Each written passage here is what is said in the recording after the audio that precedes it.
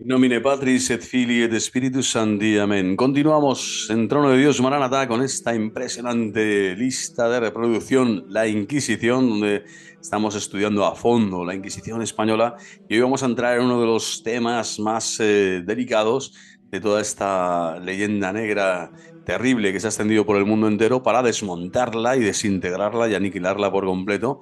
Y vamos a hablar de la Reforma Protestante. Para entrar primero en este programa, como en todos ellos, nos encomendamos a la Santísima Virgen María, nuestra Madre, para que ilumine las mentes y los corazones de aquellos que escuchen y quieran formarse en la verdadera historia de los hechos objetivos que han sucedido en nuestro mundo, especialmente en este tema sobre la Inquisición, donde hay tanto bulo y tanta perniciosa leyenda negra. Ave María, gratia plena Dominus tecum, benedicta tu in mulieribus, et benedictus fructus ventris tui, Iesu. Santa Maria, Mater Dei, ora pro nobis peccatoribus, nunc et in hora mortis nostre. Amen. Gloria Patri et Filio et Spiritui Sancto, sicut erat in principio, et nunc et semper, et in saecula saeculorum. Amén. Pues comparto brevemente, este sería el título de hoy, la Inquisición, la represión protestante.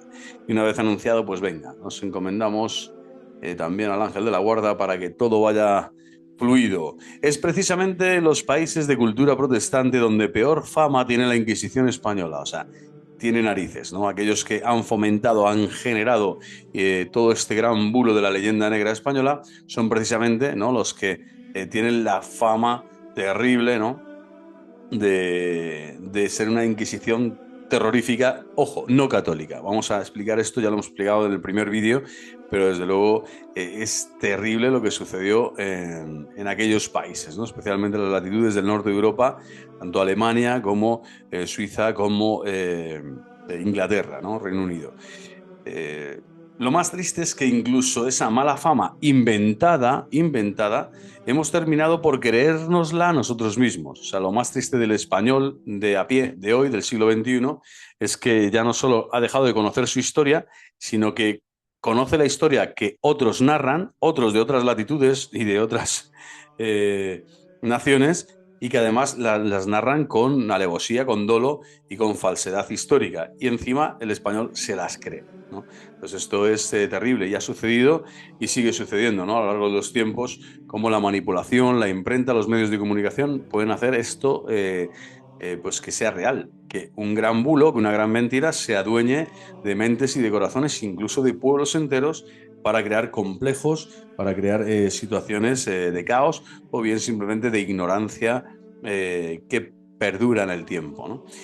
Peor que la Inquisición, por lo tanto, española, es una frase hecha que más de una vez habremos oído en una película o leído en algún panfleto pseudo histórico, como si ellos hubiesen sido un ejemplo inmaculado de tolerancia y libertad, que se viesen en la obligación moral de dar lecciones de civismo a pueblos bárbaros como el español, ¿no? Se refiere este autor, por supuesto, a todos aquellos engendros falsos historiadores que han fomentado y extendido la leyenda negra española. El cinismo es tal, ¿no?, de algunos historiadores, en especial de los anglosajones, solo está a la altura de su capacidad para deformar la verdad en beneficio propio sin cortarse un pelo ni pestañear lo más mínimo. O sea, los tíos es pura propaganda, ¿no?, aprendida de esa maestría diabólica de Lutero, y ellos adquieren este mecanismo de la propaganda, de la falsa información, precisamente para realizar sus objetivos políticos, pero sin ningún escrúpulo para atentar contra la verdad. Esto les da lo mismo, sin pestañear lo más mínimo, crean, ¿no?, estos bulos, y ese cinismo es social y cultural en esta generación vamos a decir, de oligarquías políticas anglosajonas que llegan a extender por el mundo entero con dolo y con alevosía la leyenda negra española, porque era parte de la estrategia geopolítica en aquel momento para, para enseñorearse y disminuir el poderío del imperio español. El cinismo, por lo tanto, es supino, enorme, gigantesco. La represión religiosa que se adopta en los países de la Reforma fue mucho más cruel e injusta que la española y de hecho ha permanecido activa hasta tiempos relativamente recientes. Impresionante. Antes de analizar las diferentes peculiaridades y avatares de la represión protestante en los países de la Reforma, conviene explicar que la teología de Lutero introduce en la cultura europea un concepto completamente nuevo y que cambiaría las concepciones políticas, incluso los países católicos, durante los 300 años siguientes. O sea, aquí estamos hablando de que Lutero, antes, o no solo es un falso teólogo, sino uno que engendra unos principios políticos que atentan contra la polis, ¿no? Y contra la cristiandad de aquel momento. Y son 300 años que está vigente este criterio, vamos a ver cuál es.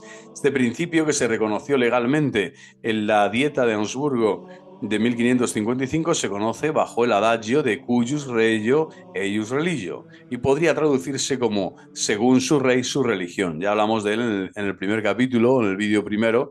Es decir, que la determinación de la religión en la que han de creer los súbditos depende directamente de su monarca. O sea, es el monarca el que da la batuta, el que pone la pauta, ¿no? El que dice por dónde tiene que ir la barca. Ya no es la iglesia, ya no es Pedro, ya no es la fe revelada de Dios, sino que es el monarca divinizado en una especie de tirano divino, que es ahora el que le dice al pueblo y le somete además, porque lo impone, cuál es la religión y la cultura que debe el pueblo de asumir y de creer. Esto es terrible, como veremos. La Inquisición en España, como hemos visto antes, dependía en última instancia de Roma, por lo que se encontraba en un plano legal superior incluso al que alcanzara el propio rey, evitándose con ello abusos de poder. Sin embargo, en los países protestantes, ojo al dato, los países protestantes, sus respectivos monarcas y príncipes asumen las potestades del Papa, autoerigiéndose en cabezas de sus iglesias domésticas, sectas, con lo que las nuevas creencias religiosas y las intenciones políticas se mezclan en la persona de un soberano, que hace de un capricho, de su capricho, dogma de fe. Y de su dogma de fe, ley. Impresionante. Así es, las creencias religiosas, como sucede en el Islam, se mezclan con las intenciones políticas de forma que solo una persona, o un libro, ¿no? Es la que tiene toda esa facultad y toda esa potestad, ¿no? De crear dogma y de hacer y promulgar ley. ¿No? De promulgar ley. En la Europa de estos años, más o menos entre el 1500 y el 1600, solo hay 4 grandes estados o al menos lo que hoy entenderíamos por tales, y estos son España, Francia, Portugal e Inglaterra. Pero los demás territorios, si bien se agrupaban en torno a una unidad histórico-cultural, carecían de una organización y poder común.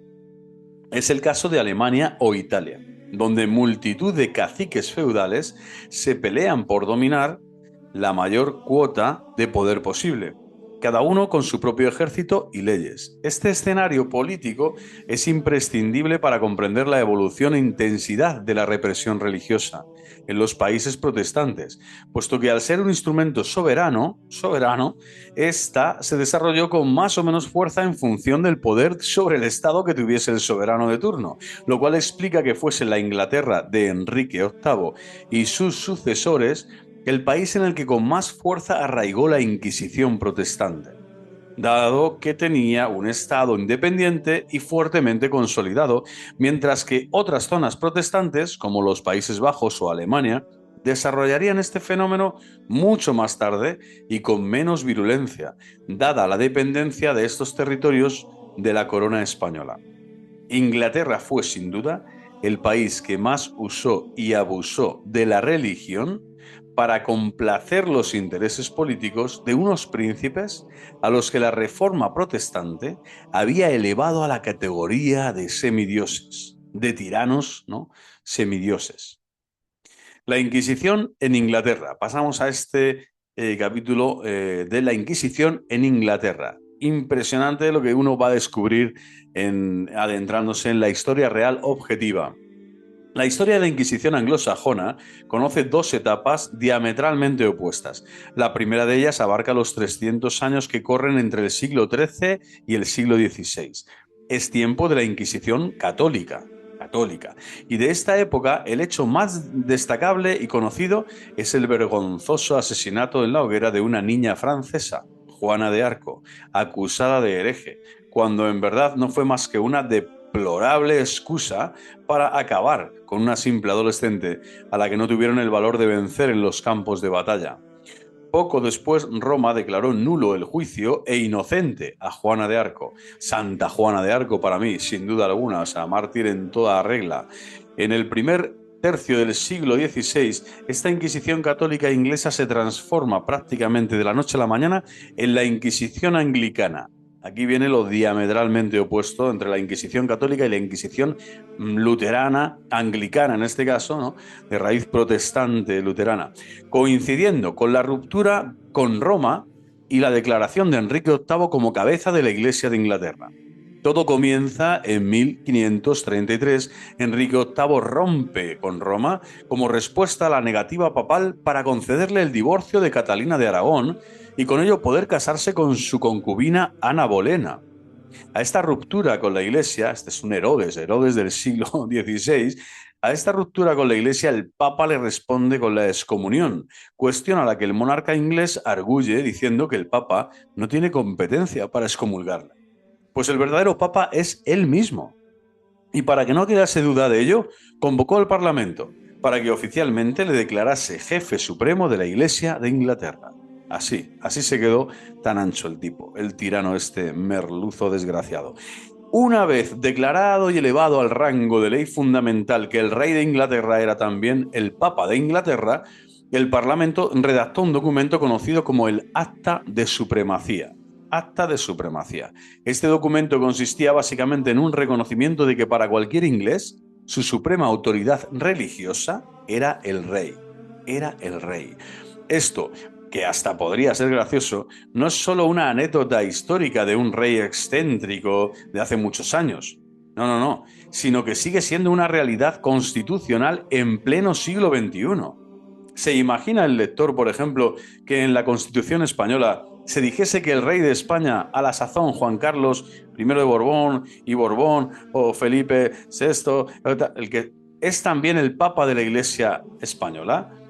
Supongo que por encima de impensable sería ridículo. Esto sería ridículo hoy en día decir, no, el jefe es nuestro rey, nuestro monarca es el jefe de la Iglesia. Es ridículo. Supongo que por encima, por lo tanto, puesto esto ya encima de la mesa, nos parecería ridículo.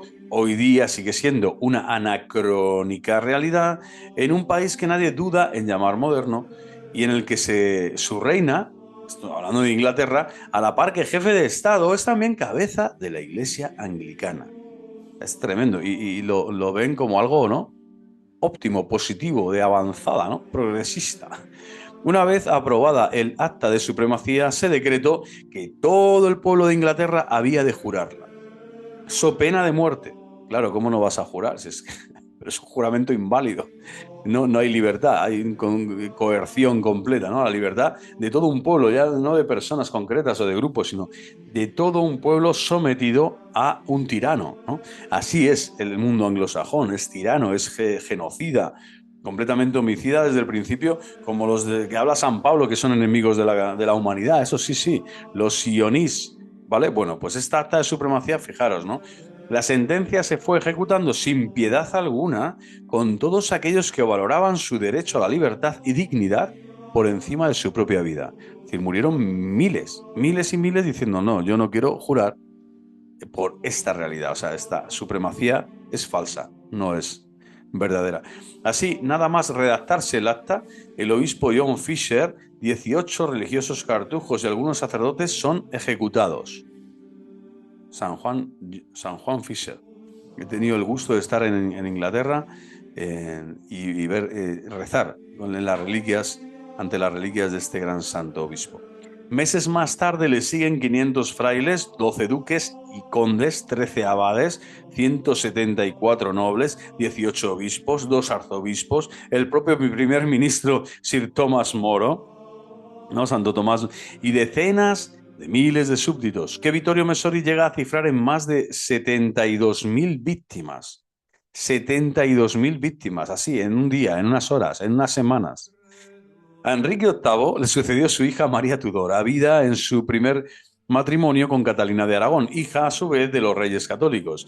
Con ella vuelve al catolicismo, el catolicismo a Inglaterra y un periodo de relativa paz, no exento de un cierto revanchismo por la etapa anterior. María Tudor murió sin engendrar descendencia de su marido Felipe II, ni de ningún otro, por lo que la sucedió su hermanastra Isabel I, hija de Enrique VIII, con su amante y luego segunda esposa Ana Bolena. Isabel ha sido sin duda la figura clave y más trascendente en la historia de Inglaterra y al mismo tiempo la más compleja. Fue figura clave porque tuvo la visión de infundirle a su pueblo el coraje necesario para convertir una isla sin excesivo peso político y cultural en una de las primeras potencias mundiales.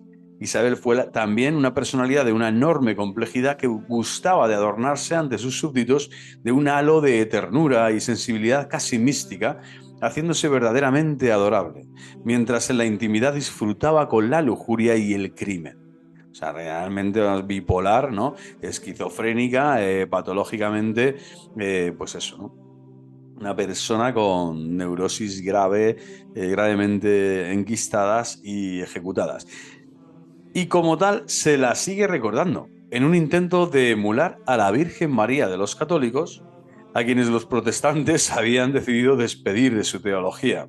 Isabel nunca contrajo matrimonio, lo cual presuponía en la mentalidad puritana de no ser descubierto en una mentira equivale a decir la verdad.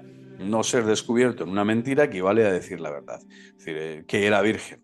Y como se preocupaba de manera denodada por no ser descubierta públicamente, era virgen, aunque media corte tuviese por costumbre pernoctar en su alcoba.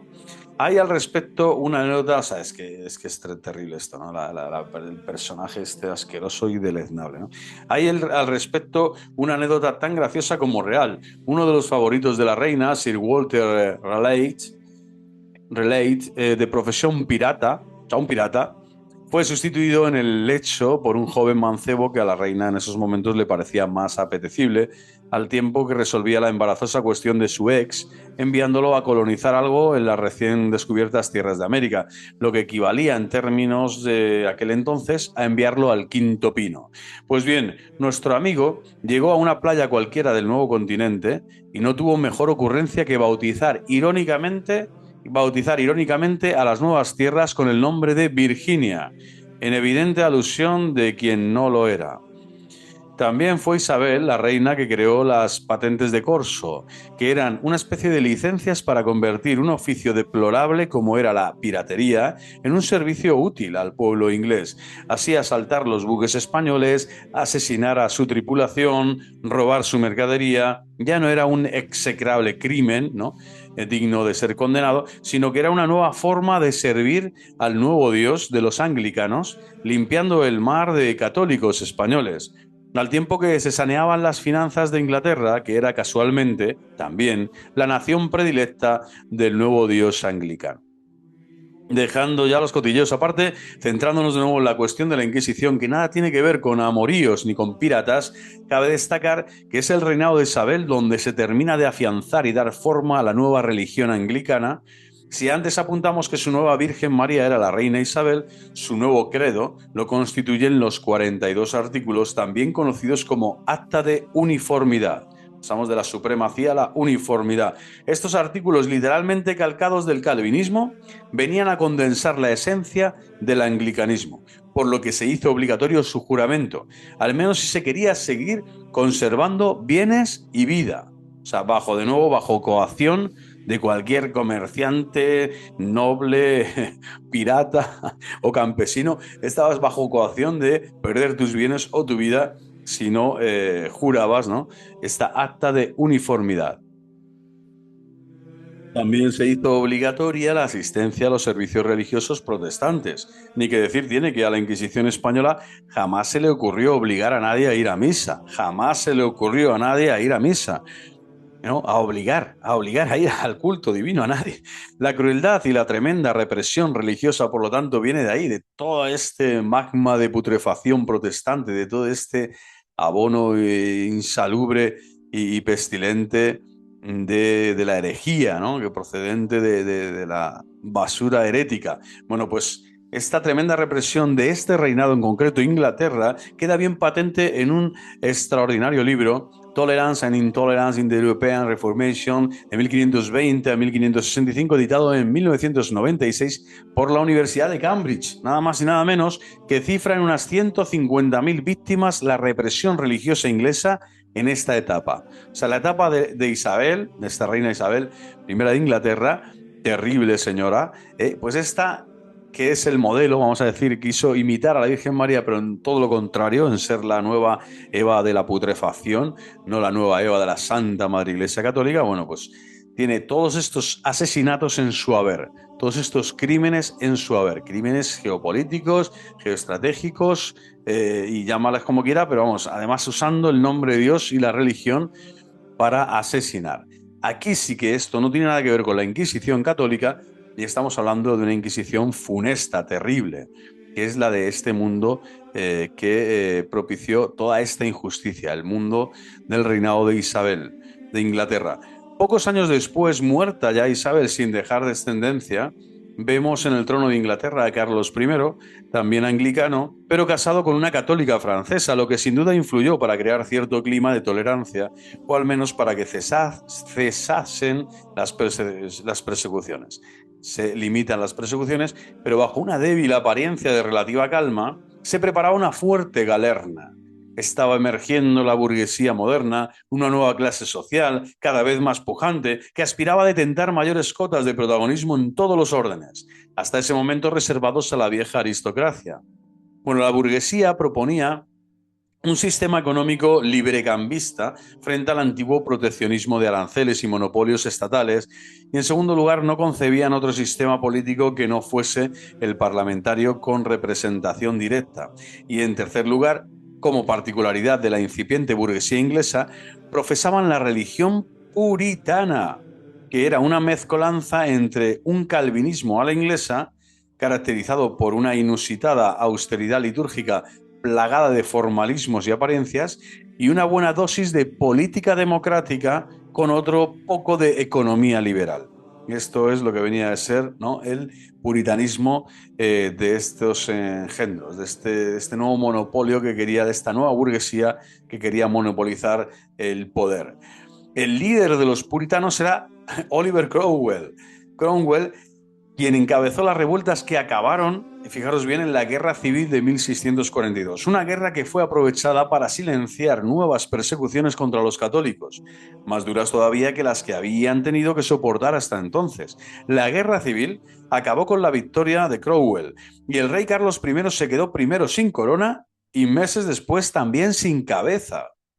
En su lugar, Cromwell se autoerigió en presidente de la República, una república un tanto singular por cuanto que no había elecciones y él era presidente vitalicio. Vamos, todo un campeón.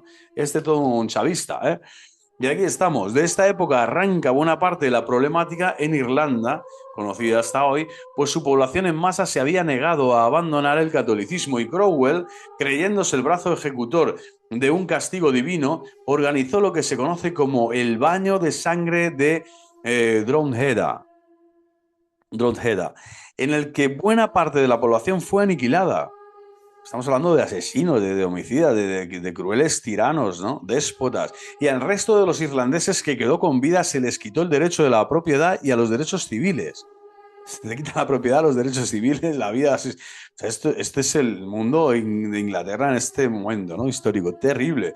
Ni que decir tiene que todas esas propiedades pasaron a manos de ingleses protestantes de reconocida piedad, entre comillas, piedad, porque estos lo único que hacen es usar el nombre de Dios, tomarlo en vano y se van todos al infierno de cabeza, porque es que no puede quedar ni uno, ¿no? Son escoria, han ido contra el principio de la justicia y de la caridad en el mundo, y los derechos civiles no les fueron reintegrados hasta 1913. Estamos hablando al ciudadano, ¿no?, al irlandés. Lo que equivale a decir que hasta esa fecha un irlandés católico era equiparable legalmente a un cerdo o a un caballo. Esta es la legalidad. Fijaros qué principios de legalidad y de igualdad, ¿no?, y de honestidad y de justicia tiene esta Inquisición anglicana, ya capitaneada hasta por burgueses, ¿no?, puritanos como el Cromwell pues eso, un delincuente no público y terrible. Debido al caos reinante durante esta época, no se dispone de información fiable sobre la cuantía de las víctimas de la represión religiosa, pero sí es seguro que por su especial dureza hubieron, cuanto menos, de superar a las habidas en tiempos de Isabel I. Es decir, miles, miles y miles. Muerto Cromwell, Inglaterra anhelaba la vuelta a la monarquía y a la paz, y esta vino de nuevo con sangre de los Estuardo, y en la persona de Jaime II, legítimo sucesor del decapitado Carlos I. Pero este rey también duró poco. Su error fue el mismo que de su antecesor, el de tratar de poner fin a las persecuciones contra los católicos, lo que le costó no ya solo la corona, sino también el destierro definitivo de la dinastía de los Estuardo y su sustitución por los de los Orange. Los Orange, fiel y probada defensora de los postulados protestantes. El primer rey de esta nueva monarquía fue Guillermo de Orange, quien promulgó un nuevo y más duro código penal con especial énfasis en los delitos de carácter religioso. La Inquisición inglesa con el tiempo se fue suavizando, al menos en su vertiente más extrema, si bien no se puede hablar de auténtica libertad religiosa hasta el siglo pasado, donde, por ejemplo, para graduarse en Oxford había que jurar los 37 artículos de fe, amén de 1000 prohibiciones e impedimentos para ostentar cargos públicos si no se era anglicano. Es un agravio comparativo, ¿no? Y una persecución religiosa en toda índole y de toda forma y lugar. Bueno, otras inquisiciones protestantes. De los países que adoptaron la reforma protestante, Inglaterra fue, como hemos visto anteriormente, el país en el que la Inquisición protestante tuvo mayor desarrollo, debido a que ésta era ya por aquel entonces una nación con un Estado fuertemente consolidado y un gran poder central. El resto de los países protestantes no pudieron llegar a ejercer oficialmente la Inquisición, no por principios de tolerancia, sino por no disponer de un Estado o de un poder central, como dijimos, que legislase y ordenase al respecto. Es el caso de Holanda, que no disponía de Estado propio por defender o depender mejor la corona española.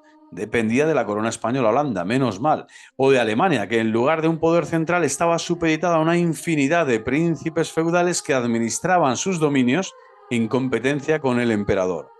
No obstante, estas circunstancias no consiguieron impedir que en estos territorios la represión religiosa se llevase a efecto, lo cual se hizo en forma de algarabías del populacho, embravecido por las arengas de cualquier mesías municipal y, sobre todo, por dirigentes políticos que solo precisaban de tildar de papista a cualquier pueblo o comunidad que no les diese la razón, para que éstas, ipso facto, es decir, de forma inmediata, fuesen pasadas a fuego y cuchillo.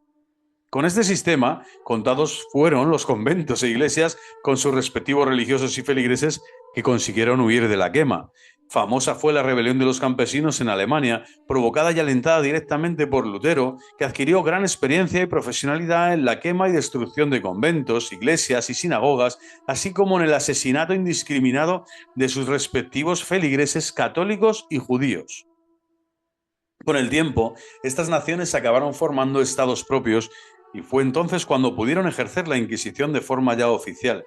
Estas inquisiciones tardías no fueron de carácter violento, dado que se desarrollaron en tiempos modernos y, gracias a Dios, ya no estaba de moda matar a nadie por sus creencias religiosas, pero ello no impidió injustas y discriminatorias disposiciones y leyes contra todo ciudadano que no fuese protestante, en especial contra las comunidades católicas. En Holanda la enseñanza era obligatoriamente protestante y los cargos públicos les estaba prohibido ser católicos, situación que acabó provocando la independencia de Bélgica, por ejemplo, territorio perteneciente por aquel entonces a Holanda y de una población mayoritariamente católica. Bélgica se desgajó en aquel momento. Análoga situación nos encontramos en la Alemania a finales del siglo XIX y principios del XX, donde Bismarck, el canciller de hierro, llevó a cabo la Kulturkampf, ¿no? La lucha por la civilización, la Kulturkampf. Ni que decir tiene que parte de la lucha por la civilización consistía, entre otras cosas, en vetar a los católicos el acceso al mundo de la docencia, así como el acceso, esto Pío XI lo reclama, ¿no? y lo condena claramente al Tercer Reich y también ya desde este momento al Segundo Reich, el Papa en aquel momento. es terrible, es la idolatría del poder, ¿no? Tirano, del tirano que quiere someter a la Iglesia, ¿no? Y dejarla sin derechos fundamentales como es la libertad de expresión y de docencia, libertad en las instituciones. Bueno, pues entre otras cosas, este veto a los católicos, decía, del acceso al mundo de la docencia, así como el ascenso a altos cargos de la administración, está vetado por este Bismarck desgraciado. Esta situación se mantuvo legalmente vigente y operativa hasta 1918, año en el que cae el Segundo Reich, tras la derrota sufrida en la Primera Guerra Mundial. El Tercer Reich va a hacer lo mismo. Adolf Hitler va a iniciar así, va a destruir los cimientos de la catolicidad en cuanto a principios generadores de cultura en el pueblo a través de la educación, de las escuelas, de las universidades, y va a prohibir, por lo tanto, es una persecución directa al católico. Y esto los papas, desde luego, no solo están en contra, sino que lo denuncian de forma virulenta, de forma fortísima, porque es un martirio, es una persecución para dar testimonio de la fe en Cristo, pero desde luego en esa persecución los papas lo que hacen es condenar las medidas tomadas por los tiranos. Y estos Führer, al final, estos cancilleres, al final lo que son es tiranos, al igual, ¿no? En simetría o en semejanza literal con los tiranos anglicanos que ya hemos estado viendo, ya tanto sean monarcas de sangre o tiranos o guías políticos de revuelta, ¿no? Y de burguesía puritana, como hemos visto. Desde Ginebra, Calvino escribía al rey de Inglaterra: quien no quiere matar a los papistas es un traidor. Salva al lobo y deja inermes a las ovejas. O sea, aquí el objetivo es matar al católico, despreciar al católico, ningunear al católico, marginar al católico, destruir al católico, sea como sea. Política, administrativamente o físicamente. Evidentemente, esta frase es toda una declaración de principios. Son los principios del calvinismo, una variante integrista y fuertemente politizada del protestantismo luterano, preconizada por Calvino y llevada a la praxis con la ayuda de su discípulo Zwinglio. El calvinismo vio la luz en lo que hoy día es Suiza, hoy donde más, ¿no?, tristeza existe en este mundo, ¿no? Ahí donde Satanás reina, ¿no? Reina el dios dinero, el dios individualismo, el dios suicidio, el dios silencio infernal, qué asco, ¿no? Y desde allí se extendió primero a otros países como Holanda, donde en 1556 y solo en la ciudad de Amberes más de 400 iglesias y monasterios fueron derruidos y sus curas asesinados en solo 2 semanas. 2 semanas hay una persecución religiosa de sangre, virulenta, brutal. Y a través de los colonos ingleses, al otro lado del mundo, en lo que hoy día son los Estados Unidos de América, donde llegaron a prohibir bajo pena de muerte en ciudades como Nueva York, que escuchen bien, la presencia de curas católicos. Es decir, se extendió la persecución religiosa, ¿no?, a todo trapo en este momento de la historia, para hacer cenar el poder espiritual de la Iglesia Católica y la grandeza del Imperio Español en cuanto a respeto de derechos y de libertades y de deberes, ¿no?, en todo lo que es el principio de la legalidad, el principio de igualdad, basado en el derecho romano y basado, por supuesto, en la revelación divina de nuestro Señor como Iglesia. Bueno, es impresionante, ¿no?, el ataque diabólico que existe desde estas raíces protestantes en todos los países, en todas las fronteras, en todos los lugares. Hay una contienda, ¿no?, tremenda entre el linaje de la serpiente y los hijos de la luz. La represión calvinista, esta otra rama que estamos hablando ahora de raíz protestante, se puede, por lo tanto, decir que empieza cuando Zwinglio intenta imponer las doctrinas de Calvino en la Suiza alemana. Para ello usa como sistema propagador de su nueva religión las revueltas y saqueos, con lo que da lugar en 1526 a que en la población de Baden se origine la Guerra de los Cantones, guerra que en contra de sus expectativas fue ganada por los católicos en la batalla de Kappel. Los ingenuos católicos, fuera de imponer duras condiciones a los vencidos calvinistas, concedieron total libertad religiosa a la región. Una vez más, la magnanimidad de los católicos impresionante, magnánimos e ingenuos. Los ingenuos católicos, fuera de imponer duras condiciones a los vencidos calvinistas, concedieron total libertad, hemos dicho, religiosa a la región. Impresionante. Esta libertad religiosa, porque es un principio fundamental. Cristo jamás ha obligado a nadie a que le adore, a que crea en él, ¿no? No te pueden poner una pistola para ir a misa, para dar culto al Dios vivo, ¿no? En espíritu y en verdad. Es imposible. O sea, el principio de libertad religiosa tiene que estar, es un derecho fundamental de toda persona en este mundo. Nadie te puede coaccionar, nadie te puede prohibir, nadie te puede atenazar, nadie te puede condicionar hasta determinar tu decisión libre, ¿no? Por eso somos responsables y tenemos mérito o demérito, ¿no? Tenemos vicio o virtud, virtud o vicio. El Señor nos juzgará, ¿no? Pero somos hombres libres, por lo tanto la libertad religiosa tiene que estar siempre. Le sirvió a los calvinistas esta libertad religiosa que el católico le concedió con magnanimidad y longanimidad como fruto del Espíritu Santo, pues para reorganizarse y para adquirir más fuerza, cosa que ocurrió en 1566, quiero decir, unos cuantos años después, ¿no? Como 40 años después, y que evidentemente usaron para derogar el decreto de libertad religiosa, prohibir el catolicismo e incluso con la pena de muerte. O sea, con Satanás no se puede negociar, está claro, ni puedes cambiar su condición aterradora y funesta, oscura, ¿no? De Mysterium Iniquitatis. Estos hijos de la grandísima, ¿no? Pues eso, Babel. Testigo directo de que estas amenazas eran reales fue el médico español Miguel Servet, descubridor del sistema circulatorio, quien pagó en la hoguera sus discrepancias con Calvino. O sea, aquí está un ejemplo claro de un médico español que discrepó de Calvino, bueno, y fue quemado vivo. Evidentemente, la quema de Miguel Servet y de otros muchos científicos por parte de la Inquisición protestante, por lo tanto no es la Inquisición católica, ha pasado a lo largo de la historia casi desapercibida y apenas se conoce. La única vez que un medio público de información, la cadena española Telecinco, he visto que se hable de la injusta quema de Miguel Servet fue para echárselo a la Iglesia Católica. Se lo echó en cara. Este desconocimiento, ¿no? Esta ignorancia supina, fuera de deberse a un simple descuido, forma parte de una premeditada e imparcial forma de contar el pasado por parte de los autores de la historiografía moderna. Sirva poner como botón de muestra el caso Galileo, quien para todo aquel con cierta cultura es un claro ejemplo de mártir de la ciencia y la cultura, hombre que fue cruelmente torturado y quemado por la Inquisición, tan solo por descubrir que era la Tierra la que giraba alrededor del Sol y no a la inversa, que mantenía la Iglesia, como mantenía la Iglesia. Y que aún, según muchos, está por ver.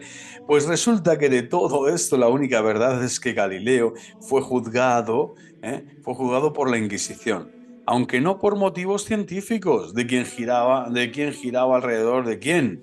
No eran motivos científicos, cosa que a la Inquisición le importaba un rábano si este sol estaba aquí o allá.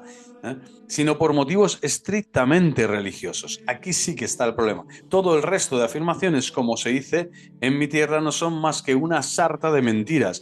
Pero ¿qué pasó? Que en primer lugar no fue Galileo el que demostró que era nuestro terruño el que giraba alrededor del Sol, sino un clérigo de nombre Copérnico y con un siglo de anterioridad, de Revolutionibus Orbium Celestium, 1543, cuando escribió esto Copérnico. Pero es que tampoco es verdad que Galileo fue torturado, ni muchísimo menos que muriese a manos de la Inquisición. Galileo murió de viejo en su cama. Murió de viejo en su cama. Galileo murió de viejo en su cama. Como todo buen hijo de vecino. Y lo peor que le hizo la Inquisición fue tenerlo en arresto domiciliario, en un palacio. Esta fue la condena a nuestro famoso Galileo Galilei, ¿no? O sea, arresto domiciliario en un palacio. Madre mía. Bueno, pues una leyenda negra más de estas que se ha inoculado en el ADN de los pueblos de la ignorancia actuales. Aparte de la ejecución de Miguel Servet, Calvino, personalmente, envió a la hoguera a otras 567 personas, más o menos por los mismos motivos, no pensar como él. Repito, Calvino personalmente, de forma personal, envió a la hoguera a otras 567 personas, más o menos por los mismos motivos, no pensar como él. Sin embargo, Calvino hoy día es recordado en un país pacífico y tolerante como Suiza, con multitud de monumentos, placas, calles y colegios. ¿Qué dirían si nosotros los españoles hiciésemos los propios, ¿no? Lo propio con Torquemada, por ejemplo? El balance de este itinerario, esta lista de reproducción, vamos a verlo de forma sucinta, porque vale la pena. La Inquisición española, por lo tanto, en sus 356 años de vigencia, mandó ejecutar a 4.333 personas, de las cuales 3.748 fueron acusadas, de judaizantes. Fueron acusadas de judaizantes, de judíos que no se habían convertido, etcétera, y que habían hecho suspicias de aquí y de allá, es decir, mentira, dolo, a saber. 280 de moriscos, 150 de protestantes, 130 de sodomía o bestialismo y 25 de superstición. Este es el balance de la Inquisición española. Evidentemente, estas cifras poco tienen que ver con las 200.000 brujas quemadas en el norte de Europa o los 300.000 católicos asesinados a los pies de los protestantes, ¿no? A los países protestantes. Estos fríos datos estadísticos pueden servirnos para hacernos una ligera idea del tremendo error que supone el achacar a la Inquisición española el monopolio absoluto de la barbarie o la intransigencia religiosa que pudo haber en otro tiempo. Repito, ¿no? Las cifras de la Inquisición española son ridículas en comparación con las 200.000 brujas quemadas en el norte de Europa o los 300.000 católicos asesinados en los países protestantes. Pero también es cierto que estos datos, por pequeños que sean en proporción, no justifican la intromisión de la Iglesia como institución religiosa en asuntos de carácter civil, aunque hayan sido los monarcas los que solicitaron a la Iglesia esta ayuda, y la Iglesia la que ofreció a la Orden de los Dominicos para ejercer estas investigaciones y estas sentencias, ¿no? Estos tribunales de justicia, para participar del proceso jurídico. Aunque también es verdad que por aquellos tiempos los nacientes estados europeos no disponían de la organización ni de los medios necesarios, que la Iglesia sí tenía, de experiencia para luchar contra los problemas sociales, las propias herejías como problema social, con los que hubo de enfrentarse la Inquisición, quien como institución de la Iglesia sí disponía de poder, medios y experiencia. ¿Vale? De todas formas, nos parezca mejor o peor el papel que desempeñó la Inquisición, está claro que la historia ha de servir, entre otras cosas, para aprender de ella. También, ¿no? Y si bien es cierto que la Inquisición cometió errores, también lo es el hecho de que evitó muchos males mayores. La Inquisición católica. Si la Inquisición hubiese seguido vigente en el siglo XX, con toda seguridad habría impedido el desarrollo de las doctrinas marxista y nazis, nacionalsocialistas, entre otras miles, ¿no? Hoy sería hasta las materialistas y las globalistas, ¿no? El ateísmo práctico que emana de este marxismo a todos los niveles, ¿no? Liberalismo, etcétera. Con lo que la humanidad se hubiese ahorrado muchos sufrimientos y más de 50 millones de víctimas, ¿no? Tan solo en la Segunda Guerra Mundial y ya en los crímenes actuales, ¿no? El aborto, etcétera. Bueno, fijaros que hasta aquí la Inquisición no deja de ser un instrumento, ha sido un gran instrumento al servicio de la verdad y de la justicia, y por lo tanto nada que ver esta leyenda negra, nefasta y funesta que se ha pretendido colocar como escolar, como histórica, como digna de ser aprendida, cuando las falacias de todo tipo han estado siempre en las raíces de estos historiadores falsos, déspotas e interesados a merced del mercado, del globalismo, del anglicanismo, del dios dinero, del dios mamón, para mentir, para engañar, para usurpar, para manipular la verdad objetiva e histórica de la Inquisición en general, la Inquisición católica, y en particular de la Inquisición española, para hacer daño a este gran imperio, a esta gran civilización que es España. Y por lo tanto, desde aquí, desde este canal Trono de Dios Maranatá, queremos agradecer a Dios que esta institución fue engendrada, se desarrolló más de casi 4 siglos en la historia, y que ayudó a tantísimas personas a ordenarse, a pacificarse, realmente a vivir en la justicia social y en la paz social de una civilización como la cristiandad vivió en aquellos tiempos. Y también, por supuesto, a evitar que los errores de la herejía protestante entraran y arrasaran, ¿no? Y el propio morisco y el propio judío arrasaran todos los mimbres y todas las bases de la cristiandad católica. La Inquisición fue, por lo tanto, un servicio de bien para el mundo y para la Iglesia durante tanto tiempo. Y la leyenda negra, pues al final lo que hay que hacer que es tirarla a la basura, no porque es para eso, para tirarla a la basura y contrarrestar con argumentaciones sólidas y contundentes, históricas, objetivas, como las que hemos tratado en estos programas, a aquellos que pretendan con argumentaciones espurias, pues eso, decir lo que siempre se dice o lo que siempre se ha dicho. Viva Cristo Rey, viva el corazón inmaculado de María y que Dios Todopoderoso, Padre, Hijo y Espíritu Santo nos sigan bendiciendo en el camino de la fidelidad, la justicia y de la verdad. Hasta la próxima.